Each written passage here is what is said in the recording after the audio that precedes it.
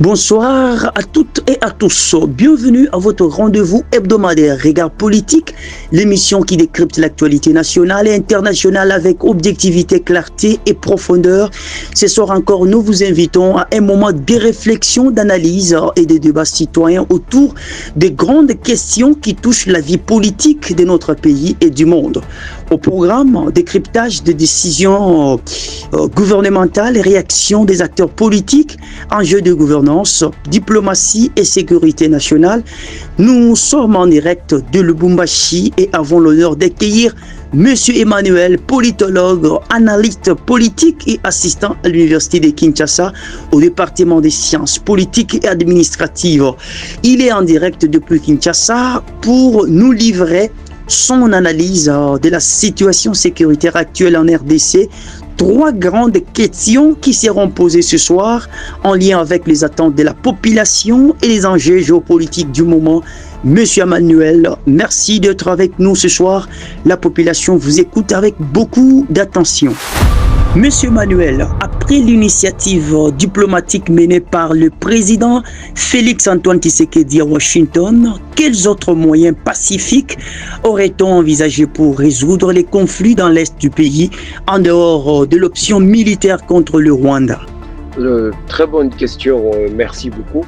D'abord, j'aimerais répondre qu'il ne s'agit pas d'envisager une alternative pacifique pour répondre à l'agression, puisqu'il y a une stratégie diplomatique qui a été menée justement pour rencontrer les intérêts de l'Amérique qui est partie au conflit, puisque l'Amérique a longtemps profité de ces systèmes de manière illégale à travers le Rwanda et les autres proxys européens, et que dans ces systèmes d'illégalité consacrés par l'ancien président Tony Blair, il y avait cette habitude de prendre les richesses par la guerre, habitude que nous n'avons pas voulu pérenniser suite au dialogue, plutôt aux concertations diplomatiques qu'il y a eu entre la République démocratique du Congo, les États-Unis et le Rwanda, le processus de Washington, dit-on, qui a abouti à un accord.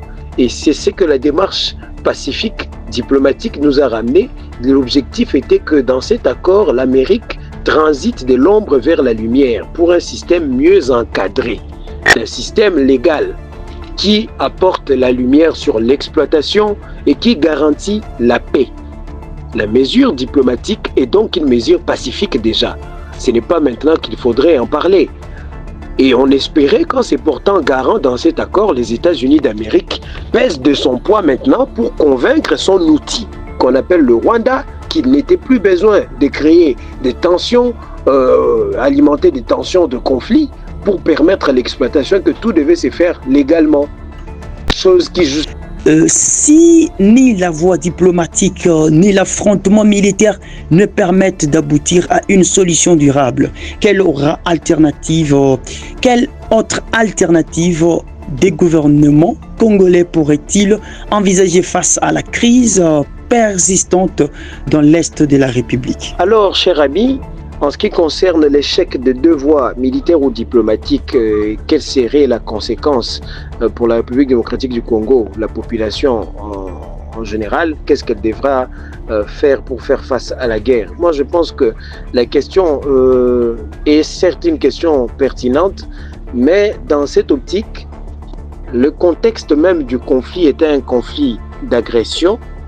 La population, dans un échec militaire, pourrait recourir toujours à une autre stratégie beaucoup plus élargie qui n'est plus interne mais internationale. Et c'est d'ailleurs même ça l'enjeu clé du conflit. La population devra d'ailleurs s'associer à une logique de guerre que moi j'appelle la guerre existentielle. Excusez-moi, j'appelle la guerre existentielle.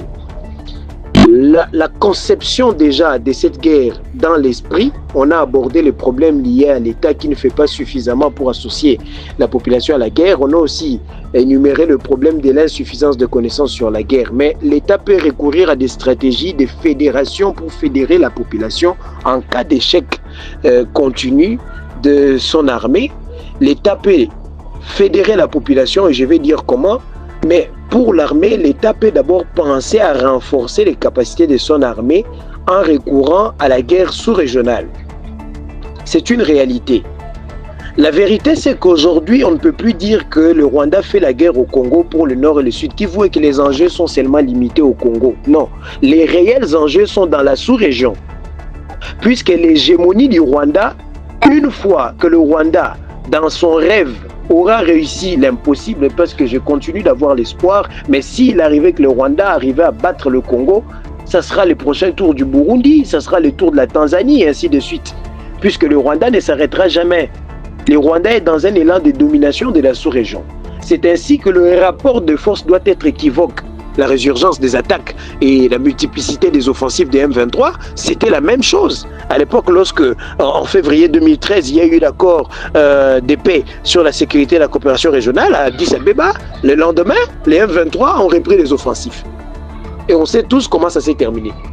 Et ça peut se terminer comme ça si maintenant nous opposons une contre-offensive sous-régionale. Et deuxièmement, du côté de la population, l'État peut engager des mesures qui visent à reconstruire la confiance avec sa population. Premièrement, un remaniement pour réduire la taille du gouvernement. Ça, c'est très essentiel, puisqu'il faut donner à cette guerre une dimension d'une guerre réelle dans le comportement de l'appareil étatique. Donc l'État se doit d'avoir une forme qui répond à la guerre et une forme qui contribue à sensibiliser la population, encourage la prise de conscience sur les réalités de la guerre. L'État doit réduire la forme du gouvernement. Deuxièmement, pour l'intérêt de la population toujours, il faut recourir à des mécanismes qui baissent l'impunité, une réorganisation totale de l'armée, qu'on prenne en compte les avis des personnes telles que le Ouazalendo, puisqu'il y a eu des nominations dans le gouvernement qui, surtout au niveau de l'armée, qui ont rencontré une contradiction totale avec les réalités sur le terrain, où vous avez la population et le groupe d'autodéfense qui se sont opposés. Certains choix militaires n'ont pas été bons. On doit restructurer ça en fonction de certaines informations aussi sur le background de certains officiers qui s'avèrent être des traîtres à la longue. Troisièmement, il faut des mesures telles que la grâce présidentielle, par exemple. Ça a beaucoup plus un volet symbolique et politique qu'on peut octroyer à des gens, des acteurs fédérateurs de population tels que Constant Moutamba, par exemple. On peut donner une grâce présidentielle dans le but d'avoir regagné une certaine confiance, dans le but de construire une certaine cohésion au sein de la population. Une mesure symbolique comme celle-là pourrait ouvrir la voie à une certaine cohésion dans les chefs de la population. Voilà, chers auditeurs et auditrices, ainsi s'achève notre rendez-vous hebdomadaire Regard politique. Ce soir, nous avons tenté avec notre invité, M. Emmanuel, politologue et analyste depuis Kinshasa, de décrypter les enjeux majeurs de la crise sécuritaire dans l'Est de la RDC. À travers les 3 questions abordées, nous avons compris que la diplomatie reste une voie essentielle, mais qu'elle doit être renforcée par d'autres mécanismes de dialogue, de pression internationale et l'engagement citoyen. Nous avons aussi soulevé l'importance de chercher les alternatives en cas d'échec des négociations, tout en insistant sur la nécessité de préserver la paix et l'intégrité du territoire national. Enfin, l'impact profond du conflit sur le développement du pays nous rappelle que la sécurité et la stabilité sont les piliers fondamentaux pour toute nation. Merci à notre invité pour ses réponses claires et constructives. Merci aussi à vous, chers auditeurs, pour votre fidélité et votre attention. N'oubliez pas, vos opinions comptent et alimentent les débats démocratiques. Restez connectés à Sniff Média Radio-Télévision et à dimanche prochain pour une nouvelle édition des Regards politiques. Bonne soirée à tous.